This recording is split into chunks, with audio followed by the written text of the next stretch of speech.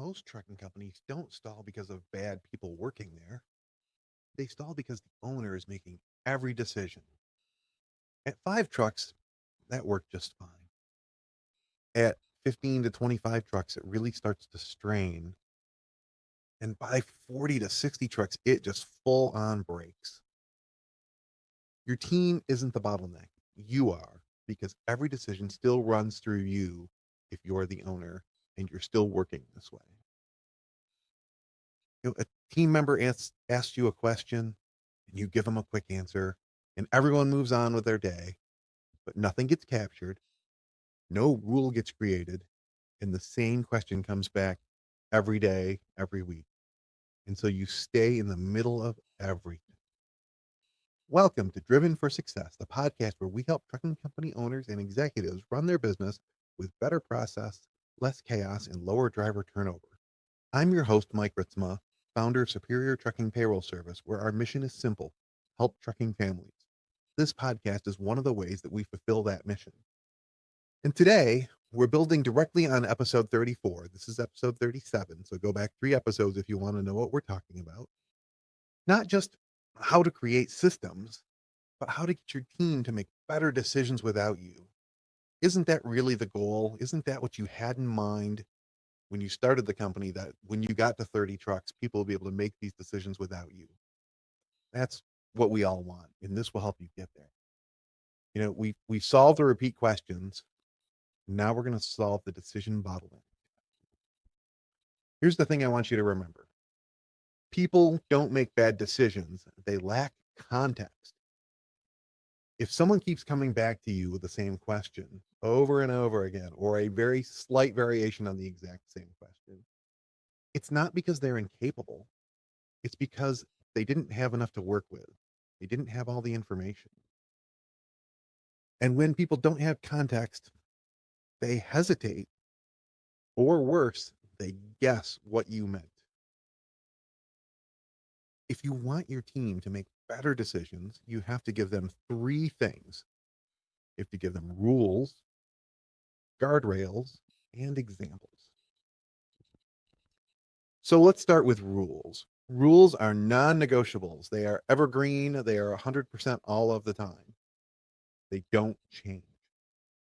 Things like we always pay our drivers correctly, or we never lie to a customer, or, you know, our driver hiring requirement requires this many points or less within a year.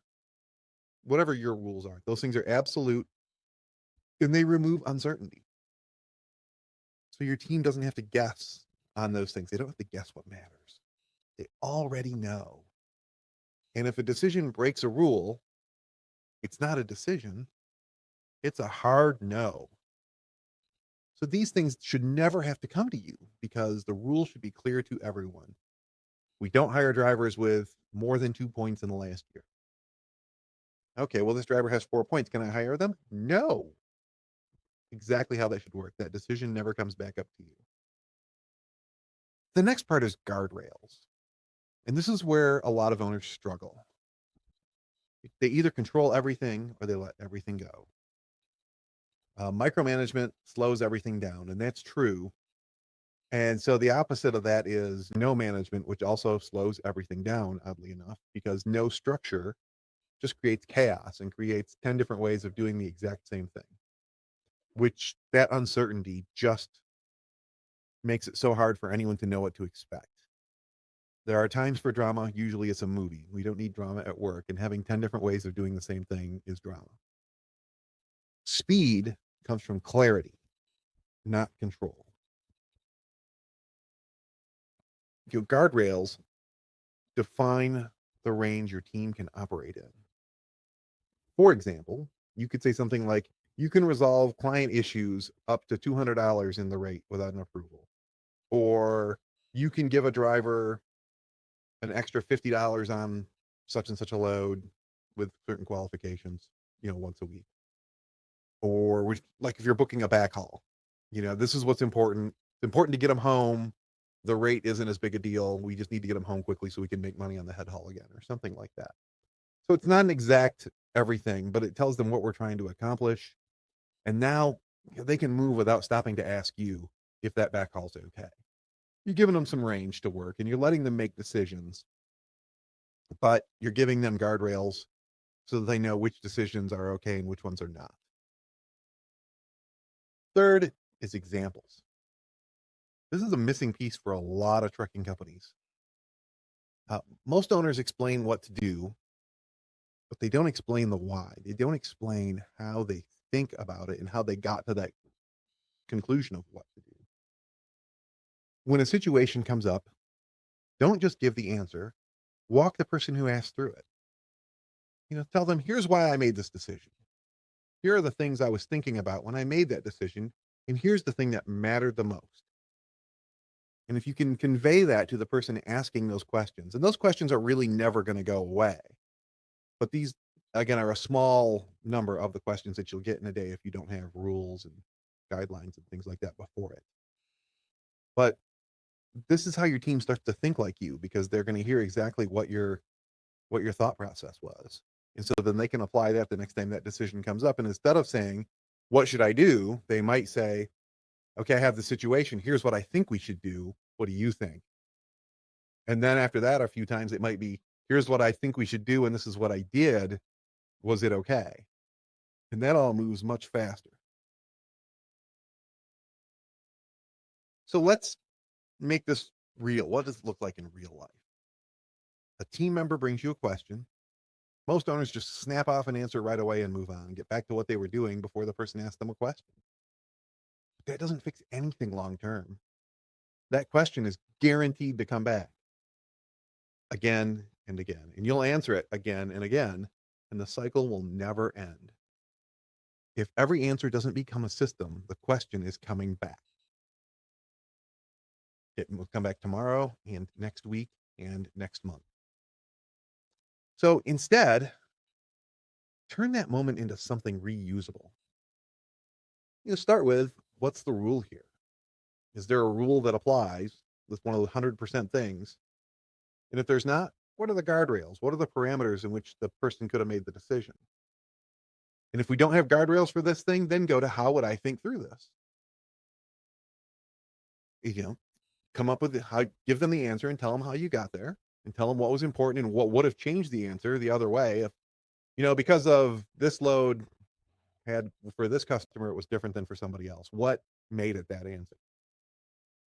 Then that one answer becomes something you can use again and again. It becomes a policy for them, and they can apply it themselves before it ever gets to you. If your team keeps coming back to you, it's not a motivational problem. It's not a talent problem. It's a context problem. They're just trying to get it right. They want to do a good job for you. They want to achieve the results that you want to achieve. They just don't have enough to go on to be able to make that decision.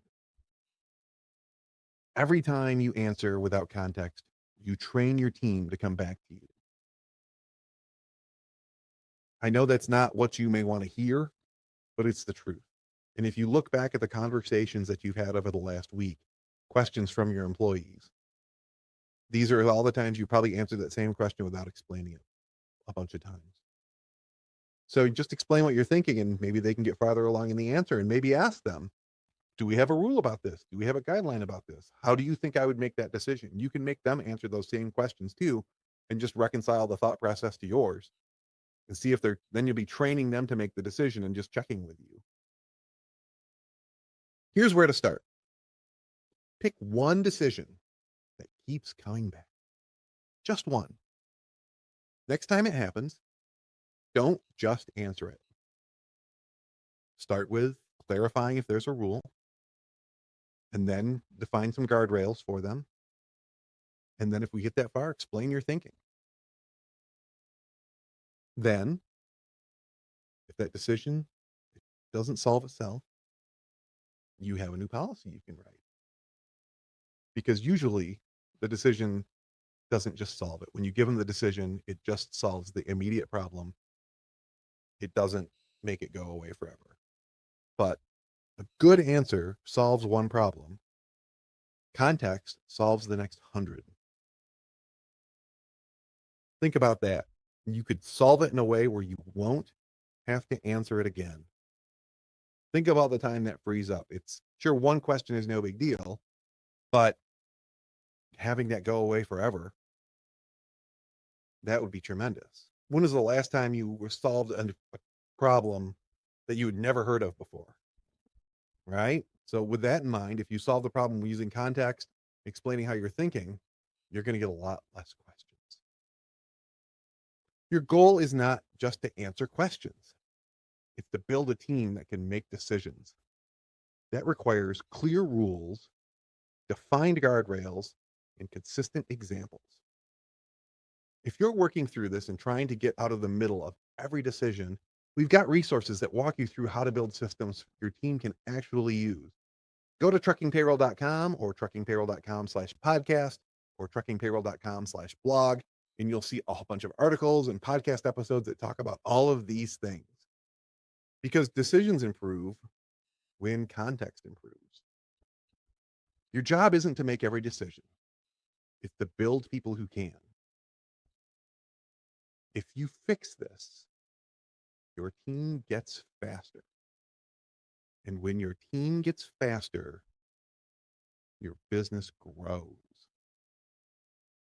I'm going to leave you with that thought for this week. Thanks for listening. Please like and subscribe to the podcast. That's how more people find it. If you've got any feedback, hit us up at truckingpayroll.com. We'd love to hear what you have to say, and thanks for listening.